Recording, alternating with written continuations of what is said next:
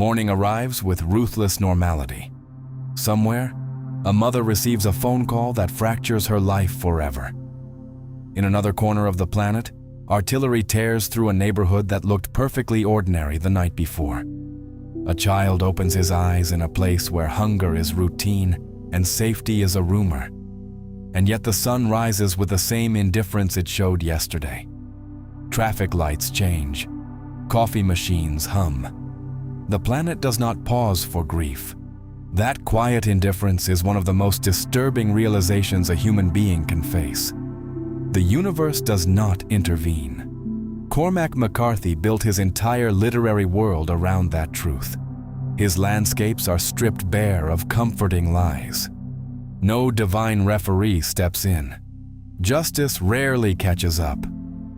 In No Country for Old Men, Sheriff Bell confesses something chilling. "I think once you stop hearing sir and ma'am, the rest is soon to follow. Civilization is thinner than we like to believe."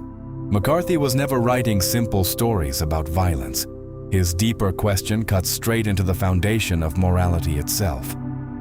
If the universe offers no reward for goodness, why remain good?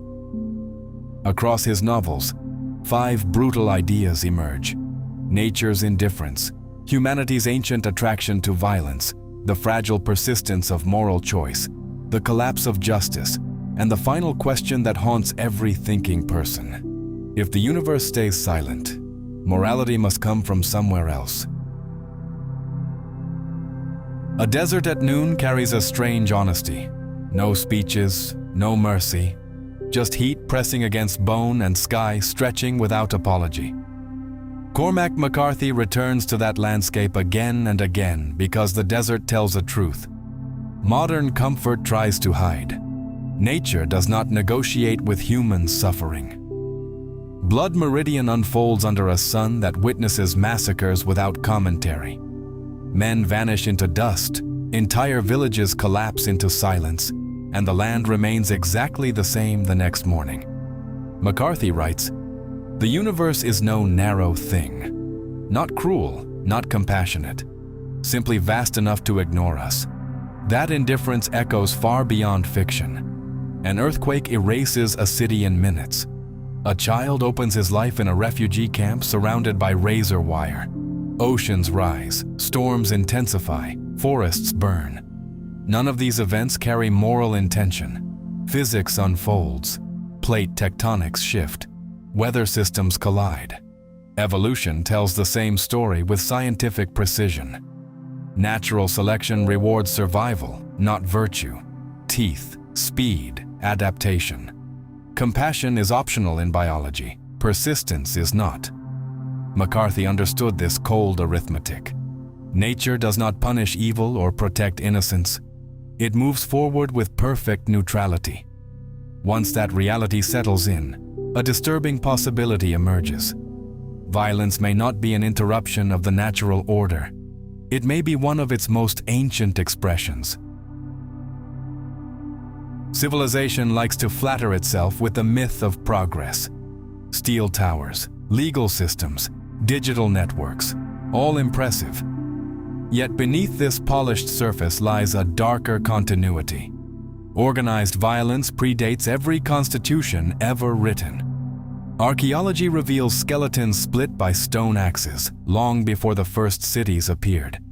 Tribal graves show arrowheads buried in rib cages. War did not arrive with civilization. Civilization arrived inside a species already familiar with war. Cormac McCarthy strips away the polite illusions around that fact. In Blood Meridian, Judge Holden delivers one of the most terrifying declarations in modern literature. War is God. Not metaphorically, literally. The judge argues that conflict is the ultimate ordering force, the arena where power reveals itself without disguise. History offers little resistance to his claim. The 20th century alone carried Auschwitz, Hiroshima, Rwanda, Cambodia. Industrial technology did not civilize violence. It simply refined its efficiency. Anthropological research reinforces the pattern. Studies of prehistoric societies show homicide rates far higher than those in most modern states. Violence, statistically speaking, has deep roots in human behavior. McCarthy refuses to treat brutality as accidental chaos. His worlds presented almost ceremonially, as if conflict exposes a hidden grammar of human nature. And yet, against that brutal grammar, something stubborn refuses to disappear.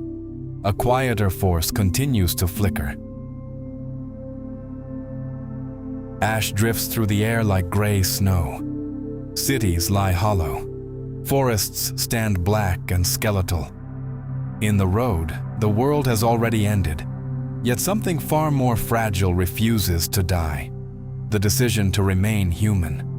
Amid starvation, cannibal gangs, and endless cold, a father teaches his son a strange phrase: "We're carrying the fire." McCarthy never defines the fire in scientific terms, yet its meaning becomes unmistakable.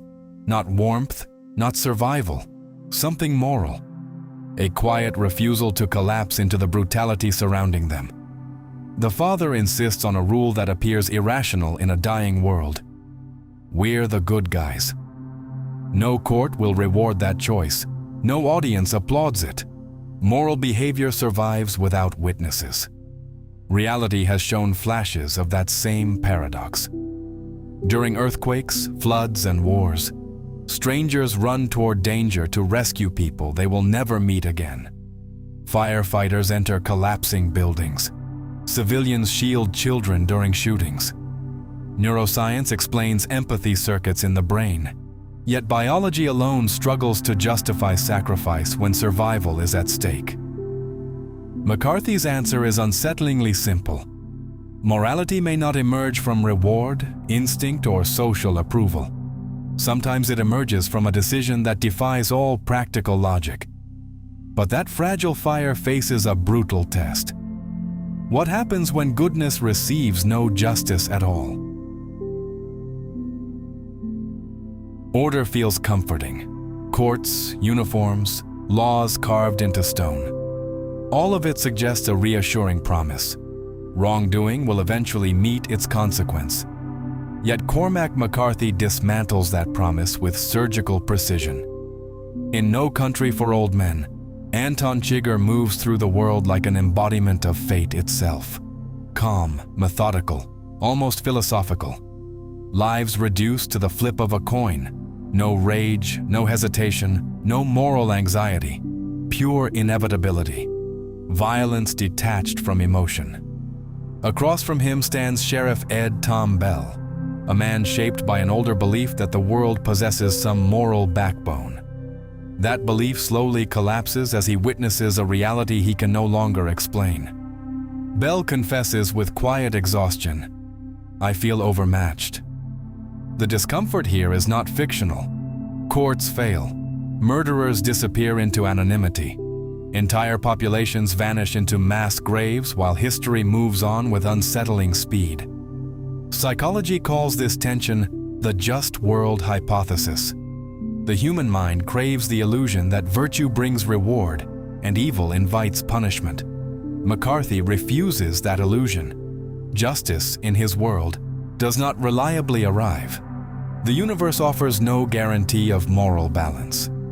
Once that realization settles in, a question emerges that cuts deeper than any courtroom verdict. Why choose goodness at all? A brutal paradox waits at the center of all moral thinking. Goodness carries no cosmic guarantee, no scoreboard in the sky, no universal system ensuring virtue wins in the end. Remove that promise and a dangerous thought emerges. Why choose restraint, compassion, sacrifice? Cormac McCarthy answers this question not with sermons, but with a child walking through ashes. In the road, the boy continues asking the same quiet question.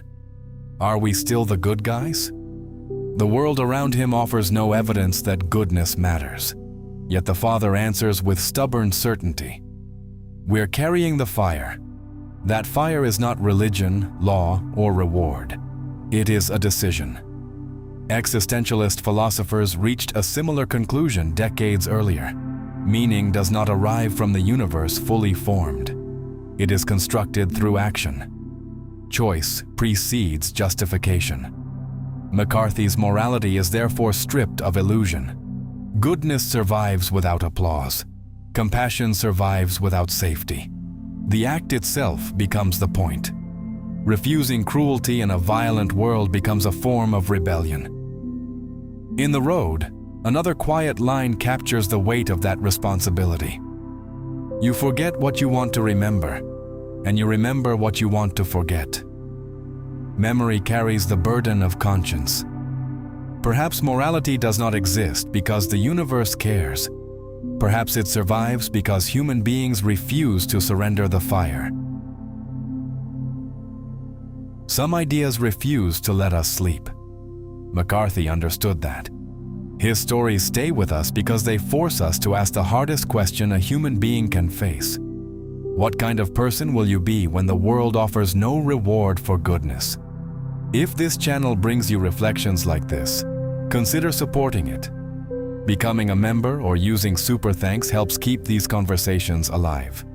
But honestly, just watching, thinking, and sharing these videos already means a lot. You're part of this journey.